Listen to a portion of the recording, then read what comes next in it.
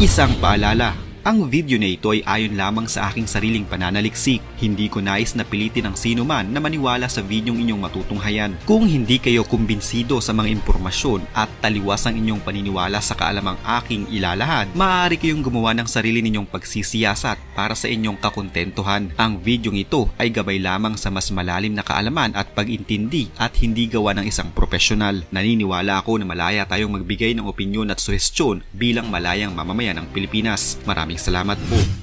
Sa kasalukuyan, hindi na umano mga jeep ang hari ngayon ng mga lansangan kundi ang mga e-bikes o electric bike. Noong Nobyembre 2023, sinabi ng Land Transportation Office o LTO na gumawa na sila ng proposal para sa mandatory registration ng electric bikes. Ayon sa LTO, ang mga rehistradong e-bikes lamang ang makakagamit ng public roads. Ayon pa sa LTO, sa inilabas nilang Administrative Order 2021-035, ang mga electric vehicles na may maximum speed na 25 km per hour ay exempt sa registration. Pero 2 buwan na ang nakakaraan mula nang ipahayag ito ng LTO. Wala pang nakikitang pagrerehistro sa mga e-bikes at ang resulta, nagmistulang langgam sa kalye ang e-bikes na malayang nakakayaot.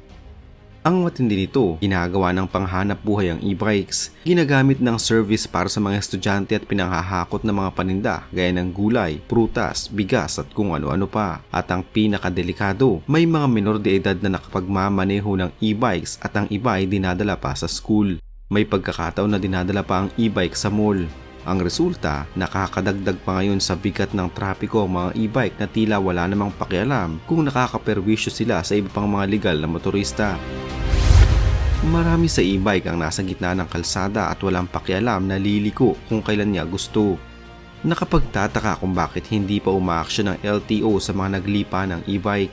Bakit kailangan magtagal pa bago ipatupad ang pagban sa mga e-bike na hindi lamang nakakadagdag sa traffic kundi nagdudulot din ng panganib sa iba pang mga motorista? Hihintayin pa bang marami ang mapahamak bago ipagbawal sa public roads ang e-bike? Sa report ng Land Transportation Franchising and Regulatory Board o LTFRB, naitala ang 556 na aksidente ng e-bike. May bumabangga at nababangga dahil sa kawalan ng disiplina habang kumakaripas ng takbo sa pampublikong kalsada. Pinakamataas ang kaso ng e-bike accident sa Metro Manila na umabot ng 281 at may 2 namatay. Karamihan umano sa mga sangkot sa aksidente ay babae at ang iba ay menor de edad. Pero bago pa man magkaroon ng aksyon dito ang ating pamahalaan, alam nyo ba na ang major manufacturer ng mga e-bike sa buong mundo ay ang bansang China? Kaya malaki ang posibilidad na ang mga e-bikes na naririto sa Pilipinas ay halos gawa ng CCP.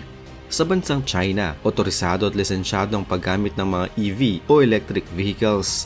Sa katunayan, sinusulong ng kanilang gobyerno ang paggamit nito sa halip ng mga fueled cars o mga sasakyang de gasolina. Pero may posibilidad kaya na ang mga nangyayari ngayon sa mga e-vehicle ng China ay mangyari din sa mga e-bikes na nasa Pilipinas? Panoorin ang mga susunod na video.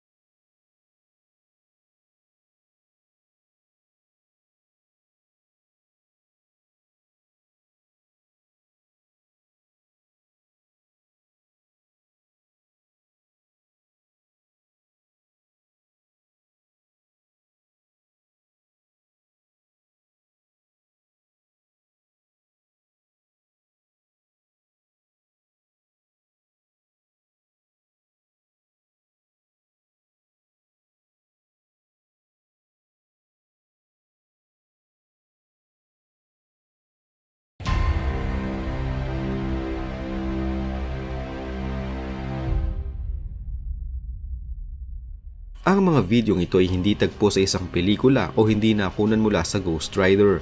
Ang mga ito ay totoong mga sasakyan na bigla na lamang nagliliyab at nag-aapoy.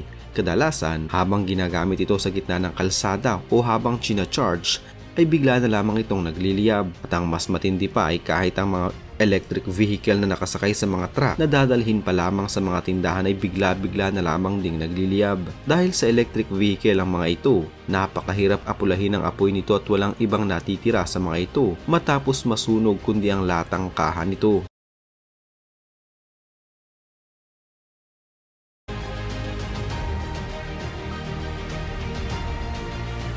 Pero sa kabila ng mga nangyayaring ito sa China, ipinagpipilitan pa din ng gobyerno ni Xi Jinping ang paggamit ng ganitong klaseng mga sasakyan. Noong lamang nakaraang Agosto, naglunsad na naman ang China ng panibagong phase sa pagsulong nila sa mga electric vehicles. Nais umano ng gobyerno na maging clean and green ang kanilang moda ng transportasyon para umano makatulong sa kalikasan.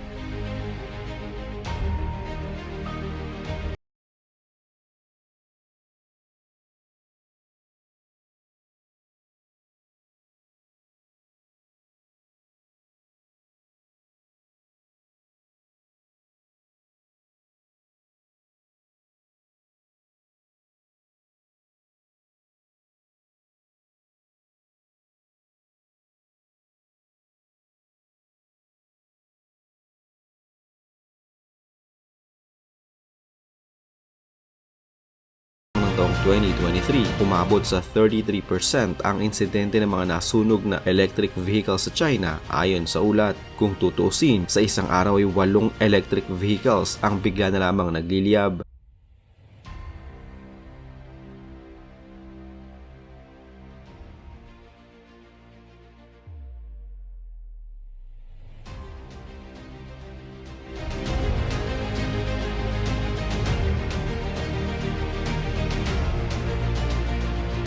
Kung kukunin umano ang percentage nito base sa total electric vehicles na meron ngayon sa China, nasa mahigit kumulang 40,000 electric vehicles ang nagliliyab kada araw. Ang pangunahing gamit ng mga sasakyan ay upang magsakay ng mga buhay, kaya naman kaligtasan ang nangungunang dapat isaalang-alang sa pagbili at paggawa nito. Pero kung electric vehicles ng China ang bibilhin mo, dapat ay 1,000 beses mo itong pag-iisipan.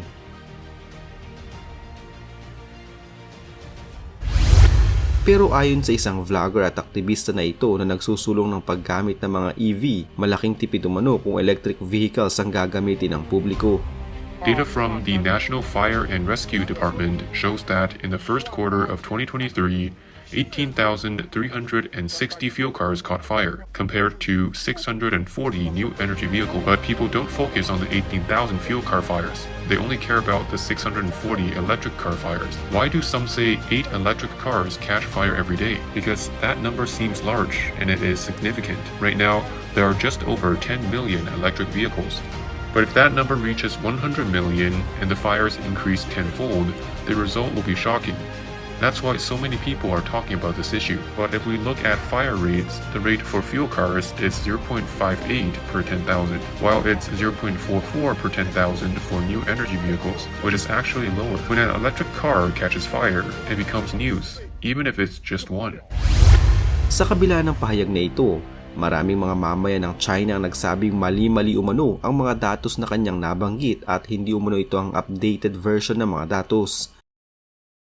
An expert says fuel cars catch fire more often than electric cars, but that's a deliberate lie. Not only do electric cars catch fire more often, but they are also more dangerous. According to the Fire Rescue Bureau, in the first quarter of 2022, there were 19,000 vehicle fires, up 8.8% compared to last year. Of those, 640 involved new energy vehicles, up 32%, and 3,777 involved electric bikes, up 36%. Both increases were higher than the overall rise in vehicle fires. What Mingo Ouyang did was take those 640 electric vehicle fires out of the 19,000 in total and blame the rest on fuel cars. He completely ignored the fact that at least 3,777 of those fires were from electric bikes. Marami ngayong mga residential communities ang ibinaban ang mga EV mula sa pagpapark sa kanilang mga garahe dahil na din sa takot na baka bigla na lamang magliyab ang mga ito. Sa isang underground parking na ito, isang electric car ang bigla na lamang nagliyab at nadamay ang mga nasa 20 pang mga sasakyan. Dahil nangyari ito sa underground garage, hindi ito agad napasok ng mga bumbero at dahil sa gawa sa lithium ang baterya ng mga sasakyan, hindi nila agad naapula ang apoy. Sa oras na may isang EV ang nasunog sa loob ng isang garage, sa tagal na maapula ang apoy nito ay tiyak na marami pang mga sasakyan ang madadamay. Hindi din sapat ang insurance ng mga ito upang bayaran ang laki ng pinsala. Marami ding mga may-ari ng mga restaurants at mga establishmento ang hindi pinapayagang i-park ng kanilang mga customers ang kanilang mga electric vehicle sa takot na din na baka bigla na lamang itong magliyab at madamay ang buong establishmento. Noong summer sa China, ang naranasan nilang init ay talaga namang record-breaking, kaya din kadalasan sa mga electric vehicle na hindi kayang tagalan ng init ng panahon ay bigla na lamang ding nagliliyab kahit pa hindi ginagamit ng mga ito. Ayon pa sa ulat, ang mga nasunog na EV noong Agosto ay higit na mas mataas kumpara noong Hulyo. Madalas din umano ay sa mga pampublikong charging station at kalsada bigla na lamang nagliliyab ang mga electric vehicles.